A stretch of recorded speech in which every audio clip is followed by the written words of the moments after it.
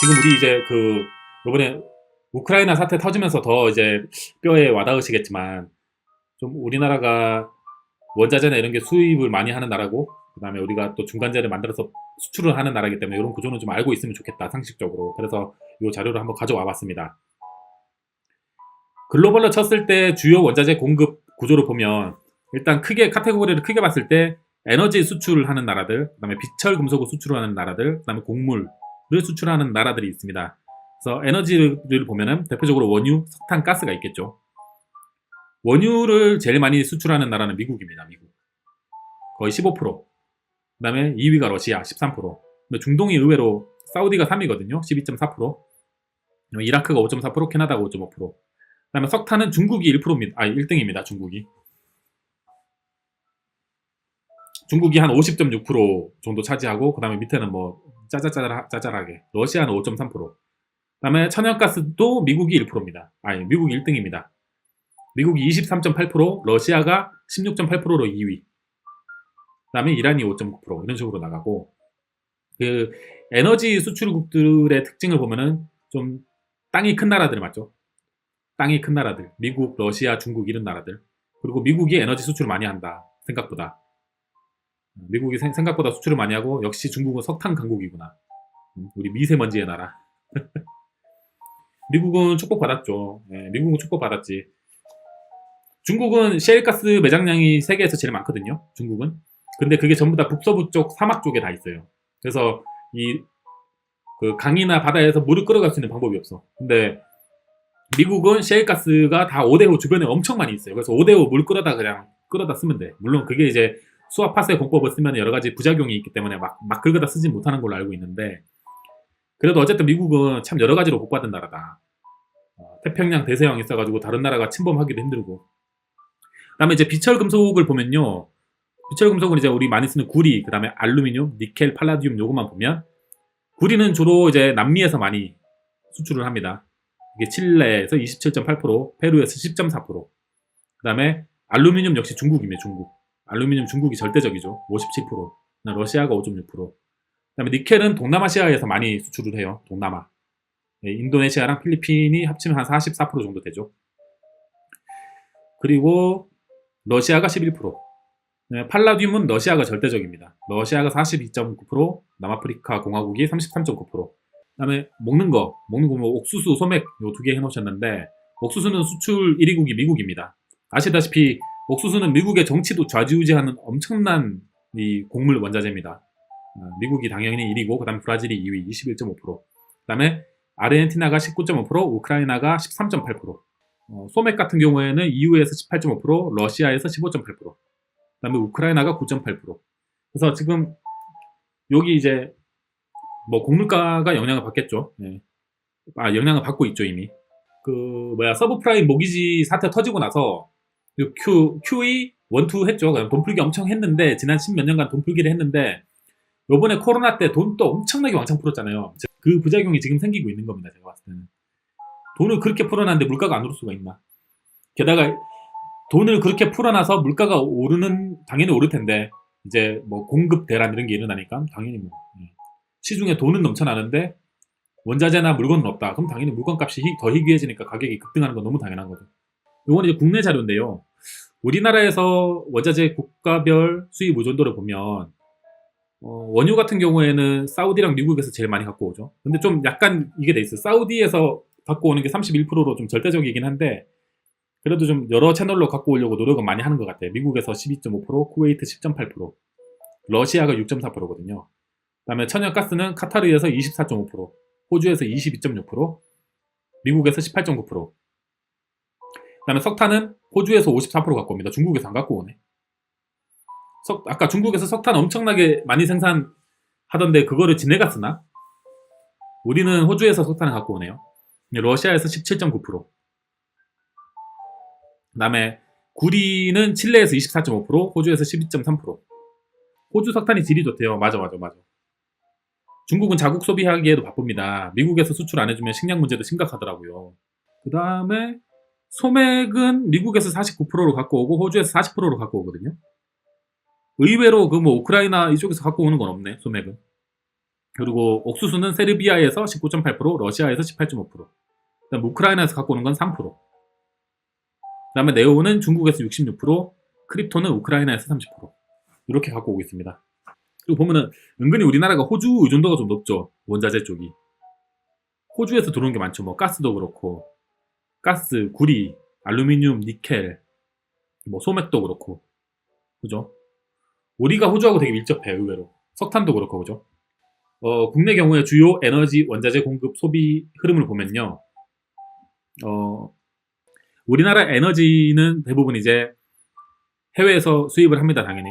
물론 국내에서 생산하는 것도 7.2%가 있는데, 이게 7.2%가 대부분 이겁니다, 이거. 수력, 신재생, 이걸로 7%를 생산해서 쓰고 있고, 나머지는 다 수입해요.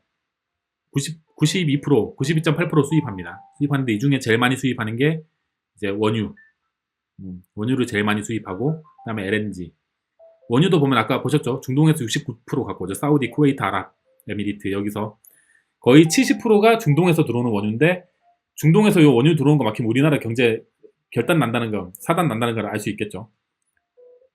그래서 뭐 석유 제품이 이렇게 들어오면은, 아니 원유가 이렇게 들어오면은 이 중에 37.7%는 석유 제품 만드는 데 쓰고, 그다음에 뭐 또 이 중에 뭐 열에너지로 이만큼 가고 도시가스로 이만큼 가고. 그래서 결국은 최종 소비는 어디로 되냐면은, 에너지를 수입해서 쓰는 게 최종적으로는 62%는 산업에 쓰여요. 산업. 공장 돌아가고 하는 거 그쪽에 쓰이고, 우리 이제 가정집에서 쓰이는 게 17.9%, 우리 집에 난방 떼고 하는 거 있죠. 그 다음에 수송에 17%, 공공에 2.4%. 그 다음에 우리가 생산한 가스들, 아니야, 우리가 생산한 전기들 이렇게 쓰이고 있다.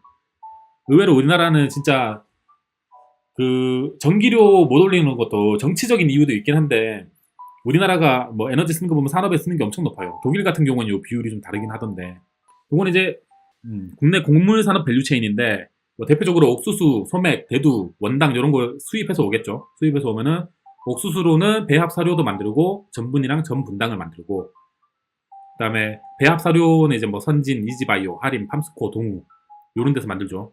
그다음에 전분, 전분당은 대상, 삼양사, CJ, 제일제당. 그다음에 이렇게 제빵 제과로 넘어가고, 이제 빵 만드는 회사 서울식품, 삼립식품. 그다음에 제과는 롯데제과, 오리온, 크라운제과, 혜태제과 이런 밸류체인입니다. 그다음에 뭐 소맥을 갖고 오면은 또 배합 사료도 만들고 소맥분도 만드는데, 소맥분을 만드는 회사 밀가루 만드는 회사 대한제분, CJ 제일제당, 사주 동아원, 한탑. 밀가루 만들면은 또 빵도 만들고 과자도 만들고 라면도 만들고, 라면은 농심, 오뚜기, 삼양식품, 팔도. 뭐 이런 이 식품 밸류체인은 간단해요. 예. 제당 같은 경우에는 CJ 제일제당, 삼양사, 대한제당. 라이신과 헥사는 CJ 제일제당, 대상. 그다음에 이제 주류 담배 업체는 메가랑 주정. 주정은 진로 발효, MH 에탄올, 풍국 주정, 창해 에탄올. 그다음에 메가랑 주정 합하면 주류가 되고, 간단한 밸류체인이죠. 그다음에 비철금속 산업 흐름도 국내입니다. 국내를 보면은 이 재련 쪽, 가공 쪽은 나뉘는데, 비철금속 이제 그 아까 그 원자재들 수입해서 재련을 하면은 조금석 지금이 되고, 정련을 하면 지금이 되죠. 이 뭉태기 만들어 놓은 거. 그다음에 그 지금을 이제 가공을 하면, 나변을 하면은 철판이 되고, 뭐 대가 되고 박이 되고, 압출을 하면 셰시, 봉, 관이 되고, 단조 하면은 이제 주 단조품이 되고, 이렇게 이제 그 모양별로 이제 가공을 하면은 이제 뭐 자동차 만드는 데 들어가든 여기저기 들어가겠죠. 그래서 수요 산업으로 들어가고, 그게 최종 제품, 예를 들어 뭐 자동차가 완성이 됐다 하면 최종 소비자한테 들어가는 거죠. 그리고 이제 고철 덩어리들, 뭐 자동차 폐차한다 해서 고철 덩어리들 스크랩으로 만들어서 다시 이쪽으로 보내고. 그래서 우리나라가 원자재, 곡물, 비철금속 수입 의존도가 얼마나 되냐 한번 체크를 해보면, 아까 우리 크게 세 가지로 나눠서 봤었잖아요. 에너지, 그다음 비철금속, 그다음에 곡물. 봤을 때 그냥 이거 뭐 따로 볼 필요가 없습니다. 다 100%, 다 100%. 에너지 수입 의존도는 원유는 100%, 원유는 100%, 석탄은 99.1%, 천연가스는 99.7%. 그냥 다 수입한다 보면 돼요. 그러니까 외국에서 수입해오는 에너지 그 백길이나 막히면 우리는 겨울에 이제 그냥 꽁꽁 얼어야 된다. 비철금속 공장도 당연히 멈추겠죠. 공장도 멈추고, 비철금속 광석 수입 의존도를 보면 구리 100%, 알루미늄 100%, 니켈 100%. 그냥 다 의존하고 있어. 그 다음에 곡물 수입 의존도를 보면 옥수수 99.3%, 소맥 99.5%. 그냥 우리나라는 뭐 에너지든 에너지 원자재든 비철 금속이든 곡물이든 뭐든 외국하고 무역이 안 되면 그냥 망합니다. 망해. 그냥 망하는 나라입니다. 우리나라는 무역 막히면 망해요. 그렇게 생각하면 됩니다. 그리고 우리나라 수입에서 원자재가 차지하는 비중이 얼마나 되냐 해서 보면은 2020년 기준 우리나라의 1차 상품 수입 비중은 18.4%로 원자재 수입 비중이 높은 일본 16.6%, 독일 8.2%에 비해서도 높다. 그 다음에 품목별로는 원유가 10.9%, 천연가스 4.1%, 석탄 2.1%. 그래서 보면 우리나라 원자재 수입액 비중을 제일 많이 차지하는 게 원유입니다. 원유 670억 달러 1년에 670억 달러고 비중이 10%, 10.9%. 나머지 4.1%가 천연가스, 2.3%가 석탄인데 특히 우리나라는 원자재 자급도가 낮아서 특정국의 수출 규제, 지정학적 갈등으로 인한 공급 제한 등 공급망 리스크에 크게 노출되어 있다. 이거 당연하죠. 우리나라는 진짜 이게 무역으로 먹고 사는 나라의 숙명이죠. 뭐. 그래서 2021년 기준 석탄은 호주에서 54%, 소맥은 미국에서 49%, 네오는 중국에서 66.6%인데 단일국 수입 의존도가 높아서 공급망 리스크에 크게 노출되어 있다. 반면 천연가스, 구리, 옥수수는 1위 수입국에 대한 의존도가 30% 미만으로 특정국 수입 의존도가 높지 않은 편이다. 그리고 이거는 뭐 우리 나중에 기업 분석할 때 혹시 상식적으로 쓸 수도 있을 것 같아서 제가 노란 펜으로 표시를 해놨는데요. 원자재 가격이 10%가 상승하면 기업의 생산 원가는 평균적으로 0.43% 상승하는 것으로 추정된다. 가스 조선 이유 관련 내용인데 유럽 LNG 수입 위한 특수 선박 FSRU 수요가 증가하고 있답니다. 이게 뭐냐면은 지금 그 독일, 특히 독일 같은 나라들 EU가 러시아 가스 의존도가 높은 건 다 알죠. 이미 다 아는데 기존에는 이제 EU 국가들이 러시아에서 가스를 받아오는 방식이 파이프로 받아왔잖아요. 파이프 뚫어 놓으면은 그냥 이게 손잡이 열어만 놓으면 가스가 콸콸 들어오죠. 근데 이제 이거를 러시아만 믿기에 이제 EU에서 약간 이제 이건 너무 러시아만 믿고 이렇게 하기는 좀 위험하다 해가지고 에너지 공급 다변화를 이제 시도를 하고 있는데 그래서 뭐 프랑스 같은 경우에는 원자력 발전소를 늘린다. 독일 같은 경우에는 탈원전을 가되 친환경 에너지를 좀 더 늘리고 뭐 중동이나 미국에서 LNG를 좀 사오겠다. 뭐 이런 전략으로 가는데 아시다시피 독일에는 LNG 터미널이 없습니다.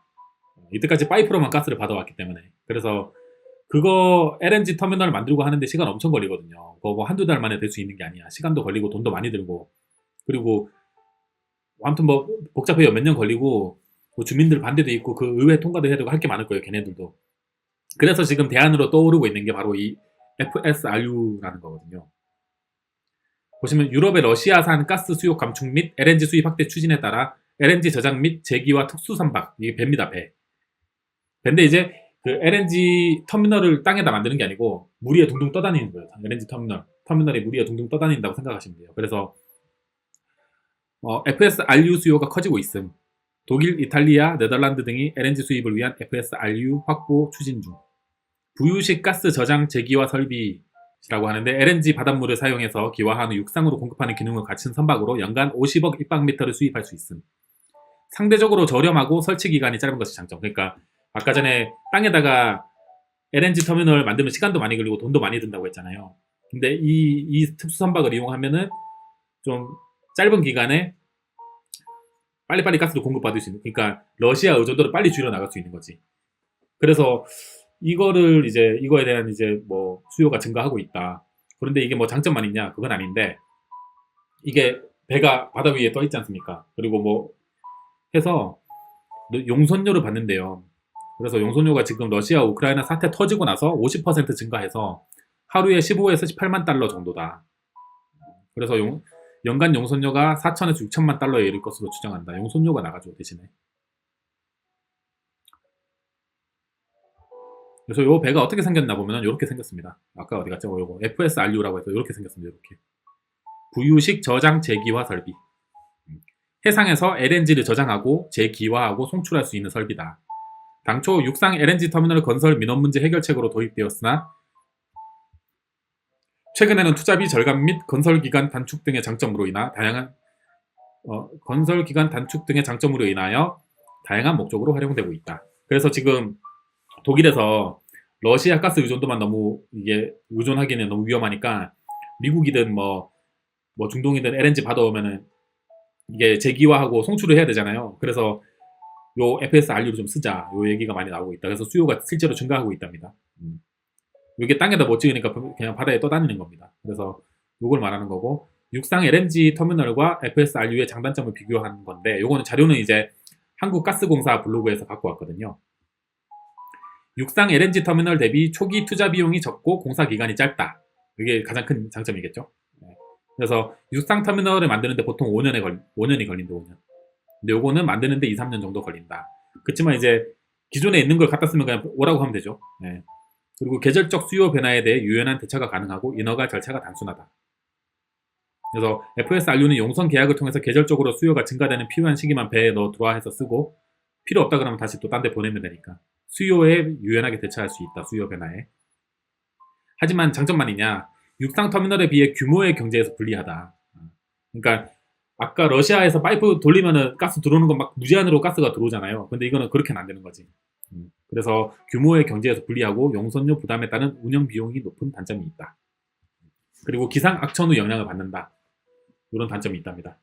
그래서 지금 이제 가장 이슈가 저기잖아요. 독일 쪽. 그래서 독일의 대러시아 에너지 의존도를 보면 독일이 떼는 석탄의 50%를 러시아에서 갖고 옵니다. 그리고 석유는 3분의 1이 러시아에서 갖고 오고, 천연가스는 55%가 러시아에서 갖고 오는데, 독일은 완전히 러시아한테 발목이 잡혀 있어 지금. 그렇죠? 완전히 러시아한테 이게 목이 꽉 잡혀 있어. 게다가 지금 EU에서 제일 힘센 형이 누굽니까? 독일이잖아요. EU에서 제일 힘센 형이 독일인데, 그 형님이 독일한테 목이 완전히 쫄려 있다. 에너지 의존도는 그냥 러시아가. 그래서 지금 EU 쪽 국가들이 이제 독일도 나토 소속이잖아요. 근데 미국하고 이제 유럽하고 속마음이 다른 게 이것 때문이죠. 요즘 얘기 많이 나오잖아요, 맞죠? 미국에서는 막 러시아랑 끊으라 그러는데 사실 못 끊어요. 못 끊어. 이거 보시면 아시겠지만 못 끊어. 노드스트림 가스관을 닫으라고 일단 말은 해놨는데, 러시아는 가스 안 주면 그만이야. 근데 이거 가스 못 받으면 독일 산업이 다 멈춰버린다고. 보시면 2020년 독일 내 천연가스 소비 현황을 보면 산업에 들어간 게 36%거든요. 가계 31% 의가야 사람들 사람들한테 좀 잠바 따뜻한 거 입고 다니고 가스 좀 덜 떼고 목욕도 찬물로 좀 해 하면 되긴 해. 예, 그러면 되긴 하는데, 이거 산업 어떡할 거예요? 산업 다 멈춰버리는데. 그러니까 독일도 지금 중간에 저 미국 저 새끼 자꾸 이상한 거 시키네 할 거야 속으로. 독일하고 못해. 그래서 보면은 독일에서 천연가스가 가장 많이 소비되는 것은 산업 부문 36%로서 화학, 유리, 생산, 자동차 산업에 활용된다. 소비의 31%는 가계의 난방 및 온수로 4천만이 넘는 독일 주택 절반 가까이가 천연가스를 에너지원으로 사용한다. 이거 한 줄 요약하면은 독일은 러시아한테 완전 코가 깬 상태다. 근데 과연 노드스트림 파이프, 그러니까 지금 파이프 잠궈놨잖아요. 잠깐. 독일에서 제가 저번에 독일이 위선자 같다라고 얘기한 게 이런 거거든요. 러시아는 살인자다 하면서 가스관을 잠그는 제스처를 했는데 위선 같다는 거지. 가스관 폭파시켜 보라고. 폭파 못 시키잖아. 그죠? 그러니까 서로 이해관계가 다 맞물려 있어서 어렵습니다. 이 동네도. 독일의 대러시아 에너지 정책 현안 및 변화 움직임을 보면 일단은 어쩔 수 없이 일시적으로 석탄 사용이 증대된다. 그래서 천연가스의 약 15%가 전력 생산을 위해 사용되고 있는 상황으로, 이를 대체하기 위해서 임시 방편으로 독일 국내 갈탄 또는 수입 석탄을 상당 부분 이용해야 한다. 단기적으로. 그래서 한편 에너지 전환 정책 목표인 탈원전, 가급적 2030년까지는 탈석탄, 그 다음에 재생에너지의 빠른 확대를 위해서 천연가스를 과도기적 가교 기술로 사용할 계획이었으나 이번 사태로 노선에 차질이 생겼다. 그래서 이번 위기로 독일 정책위원회는 석탄과 원자력 폐지의 의문을 제기했다. 그래서 독일에서 계속 이제 탈원전 정책을 펴고 있었는데, 이게 우리 탈원전으로 가는 게 맞냐? 라는 얘기가 나오죠. 근데 옆 동네 프랑스 있죠. 옆 동네 프랑스는 원자력 발전소를 계속 늘리고 있거든요. 그래서 보면은 이게 EU에서도 미묘하게 얘기가 갈라져요. EU에서는 특히 프랑스는 러시아 제재 더 세게 해야 된다 하고, 이제 독일은 그건 안 된다 하는 게 여기서 나온 거예요. 독일은 러시아랑 척지면 끝나거든. 근데 프랑스는 원자력 발전소 엄청 많이 돌리거든요. 그래서 이런 얘기 나온 거예요. 원자력 발전소 폐지의 의문을 제기하고 있다, 독일은. 하지만 현 시점에서는 일시적으로 석탄 화력 발전소를 더욱 사용해야 한다는 목소리가 커지고 있고, 그러나 2020년 말까지 탈원전을 완료한다는 계획이 아직 변동은 없어요. 얘기만 나오고 있는 상태야. 그리고 로베르트 하벡 부총리는 특별회의 후에 폐쇄 예정이었던 석탄 화력 발전소를 예비용으로 사용해야 한다고 언급했다. 일단은 석탄을 돌리겠다. 그리고 뭐 탈원전 하지 말자는 얘기가 나오곤 있다. 다음에 아까 LNG 터미널 말씀드렸죠. 독일 최초의 LNG 터미널을 건설한다. 유럽 영내에서는 파이프라인 가스 대신 미국 및 아랍 국가로부터 수입 가능한 LNG가 새로운 대안으로 떠오르고 있다. 그러나 독일에는 아직까지 LNG를 선박에서 하역하고 추가 처리하는 터미널이 존재하지 않아 이번 위기 사태 대응을 위해 독일 정부는 자체적인 LNG 터미널 건설 추진을 계획하고 있다. 3월 초 올라프 숄츠 총리는 브룬스비텔 및 비렐름스 하펜 LNG 터미널 건설을 발표했고 니더작센주의 슈타데 LNG 터미널 건설 계획도 진행 중이다. 일단 이 LNG 터미널 건설이 삽을 뜨면 독일에 대한 의존도는 많이 낮아지겠네요. 그렇죠? 그러나 브룬스비텔 슈타데에 건설될 설비는 아무래도 빨라도 2026년에 가동 가능하며 지금부터 한 4, 5년 뒤죠. 비렐름스 하펜 터미널만이 2023년, 2024년 겨울에 가동될 전망이므로 자체 LNG 터미널로 가스를 확보하는 시간은 아직 더 필요하다. 전문가들은 이를 위한 임시 수단으로 부유식 LNG 터미널, 아까 앞에서 보여드렸던 거 FSRU, 부유식 가스 저장 및 제기와 설비 요거 떠다니는 거, 요거를 대규모 설비 없이도 빠르게 천연가스를 공급할 수 있으므로 일단 좀 단기간 요거를 쓰자, 이런 얘기가 나오고 있고, 그 LNG 터미널이 완성될 때까지는. 그래서 선박회사 슐테 그룹에 따르면 선박당 연간 50억 입방미터의 가스 공급이 가능하대요. 요거 한 대만 있으면. 그러면 요거 규모가 어느 정도 되냐? 독일 3군데 장소에 설치하면은 총 150억 입방미터의 가스를 공급할 수 있는데, 이는 러시아에서 들어오는 가스의 30%를 대체할 수 있다고 합니다. 그러면 이거 세대가 30%니까 뭐 수량을 늘리면 어느 정도 대체는 되겠죠. 예. 설치가 순조롭게 진행된다면 빠른 시간 내에 러시아 가스 의존도는 충분히 낮출 수 있겠지만 계획 및 승인 절차 소요 시간을 최대한 줄여야 하는 과제가 남아있다. 전망 및 시사점을 보면 주요 에너지원 중 러시아로부터 천연가스 수입 불안정이 독일 경제에 가장 큰 타격이다. 너무 당연한 얘기죠, 이거.